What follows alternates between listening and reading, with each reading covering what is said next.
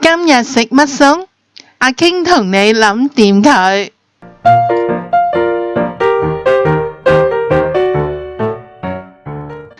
迷你椒炒豬肝。今日同大家咧做一個非常之快手嘅小炒。咁咧我哋嘅材料咧就係有一嚿嘅豬肝啦，有啲薑絲、迷你椒同埋一個洋葱嘅。首先咧我哋咧就係洗乾淨嗰個迷你椒啦，咁我哋咧就將中間啲核啦全部切晒佢，跟住咧一開二，洋葱去皮之後咧，我哋又係咁樣切塊。豬膶啊，豬膶我哋約摸1cm咁樣咧一塊切開佢，跟住我用啲豆粉啦，捽勻佢之後咧就用清水嚟到洗佢，咁咧就喺個水下邊咧就過水，過到咧佢變咗淡粉紅色，揾一啲紙巾抹乾佢嘅水。啲豬膶咧少血水咧佢就唔會韌噶啦。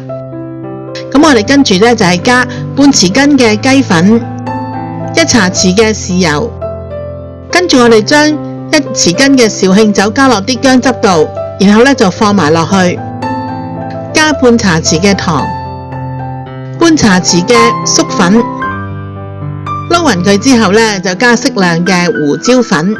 咁我哋嘅調味咧就醃好啦。咁我哋嘅豬膶咧就約摸醃佢15分鐘啦。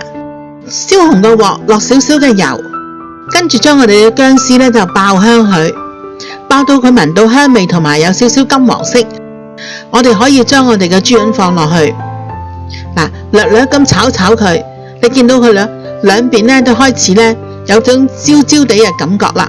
而家約莫咧就係有5成熟咁上下。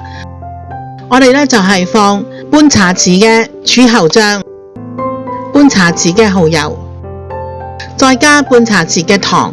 哇，好香啊！咁你聞到好香味之後咧，咁我哋就可以放埋我哋嘅洋葱，再炒下佢，跟住可以將我哋嘅迷你椒放埋落去，兜兩兜，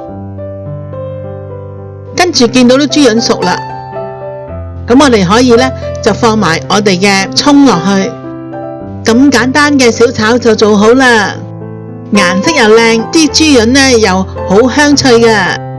有時間大家都嚟煮下啦。想知我下次煮啲咩？快啲訂閱我嘅頻道啦！記住同你嘅朋友分享啊！